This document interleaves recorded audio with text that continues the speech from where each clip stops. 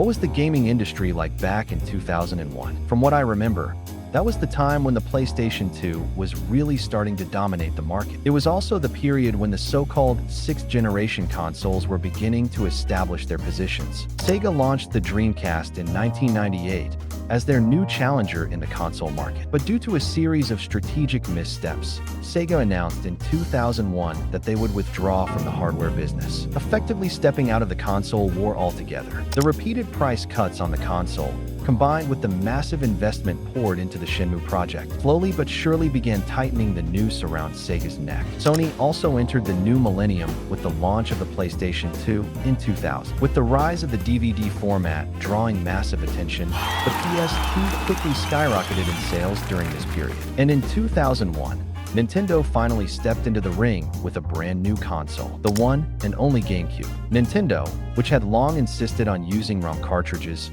made a major shift in direction by officially adopting an optical disc format. They also priced the system in line with the Nintendo 64, effectively eliminating the weaknesses that came with cartridge-based media. For Nintendo, adopting an optical disc format was a bold new challenge. The disc itself was a proprietary standard, co-developed with Panasonic and based on the DVD format.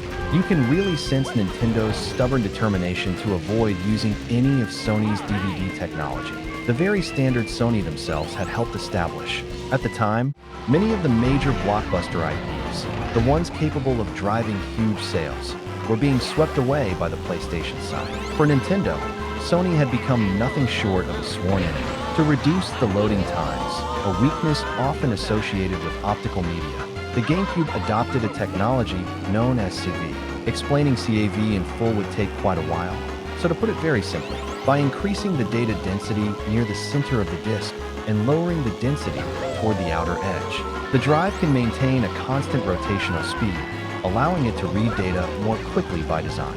That technology, too, was completely different from Sony's DVD standard, and the discs themselves were smaller as well, reduced from the usual 12 centimeters down to just 8. The Nintendo 64's biggest flaw was how difficult it was to develop games for. To address that shortcoming, Nintendo set out to create a system that was far easier for developers to work with, and in doing so, they made a clear break from their old, spec-driven philosophy. By aiming for the highest performance of its time, the Nintendo 64 ended up creating major hurdles for anyone trying to develop games for it. And those hurdles became a serious barrier for new developers entering the market. Because the system launched after the PlayStation 2, Nintendo had the time to carefully evaluate the performance gap between the two machines. And as a result, they were able to equip the GameCube with a more powerful CPU and stronger graphics capabilities. In that sense, Nintendo was able to take advantage of being the later entrant. And while the GameCube was, on paper, more powerful than the PlayStation 2, Nintendo was intentionally moving away from a spec-first philosophy. So instead of designing a machine that constantly ran at its absolute peak, they focused on the realities of game development, prioritizing stable, reliable, real-world performance over raw, theoretical numbers. And when you think about overall stability in gameplay, that benefit ultimately carries over to the players themselves. Even so, in terms of raw hardware performance, the GameCube ultimately surpassed the PlayStation 2.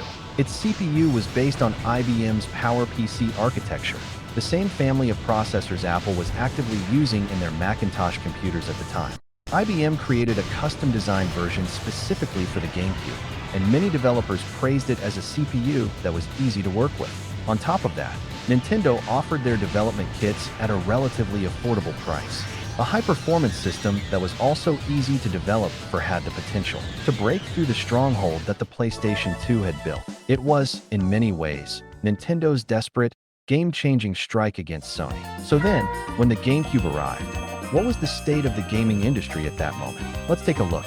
By the time the GameCube arrived, the Dreamcast, already set to withdraw from the market, had sold about 2.86 million units in Japan. Meanwhile, the PlayStation 2 had already reached roughly 4.65 million units sold. For the GameCube, it was a harsh environment to begin its new journey in. But surprisingly, even the Dreamcast, despite its early withdrawal, had managed to push its sales farther than many expected. Sega's numbers grew only because they were forced to slash the Dreamcast price far beyond what was sustainable. Sony, on the other hand, used the early shortage of launch titles to their advantage. Backward compatibility and DVD playback worked in their favor, allowing the PlayStation 2 to steadily build momentum, all without resorting to reckless price cutting. And it certainly helped that standalone DVD players were still quite expensive at the time. Even in such a difficult market, the GameCube was, for the most part, welcomed positively by game developers. And with the Dreamcast, one of Nintendo's rivals, now gone, the landscape had shifted in a significant way. Nintendo likely believed they could seize that entire opening for themselves. In the home console market, there was no room to lose ground to a new challenger. Nintendo had dominated the hardware market to a degree Sony or Sega could never have imagined. They must have carried both pride and confidence from that legacy. All that remained was to take down the one obstacle still in their way, Sony. But reality wasn't nearly that kind. First of all, the behavior of third-party developers didn't match Nintendo's expectations. No studio was eager to pour all their resources into a brand new console so soon after its launch. Even if development had become easier, everyone still remembered the harsh reality of the Nintendo 64 era.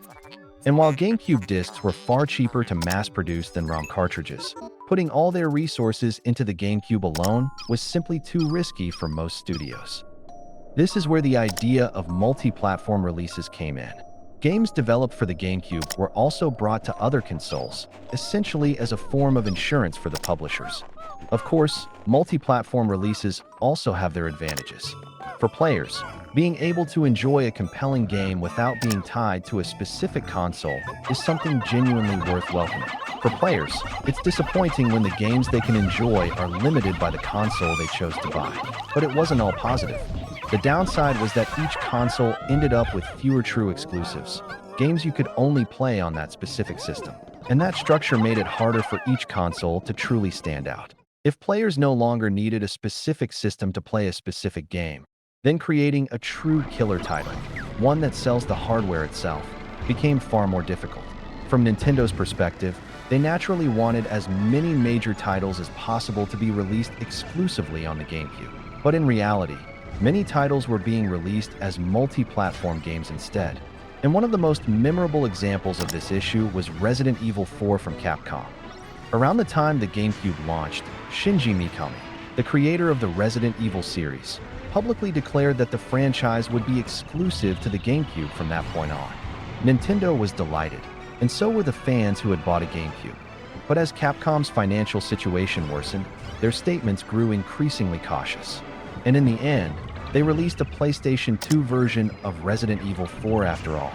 They could have at least waited until the next generation of hardware. But for fans who had bought a GameCube specifically for Resident Evil 4, this turn of events was unacceptable. That core fanbase ended up directing heavy criticism at Capcom. After an incident that many fans saw as little short of a betrayal, third-party support for GameCube exclusives weakened even further. As a result, Nintendo was forced to produce most of the GameCube-only titles themselves. It was, in many ways, a repeat of the tragedy they had faced with the Nintendo 64. And then came the Xbox, a development that only made the situation even more complicated.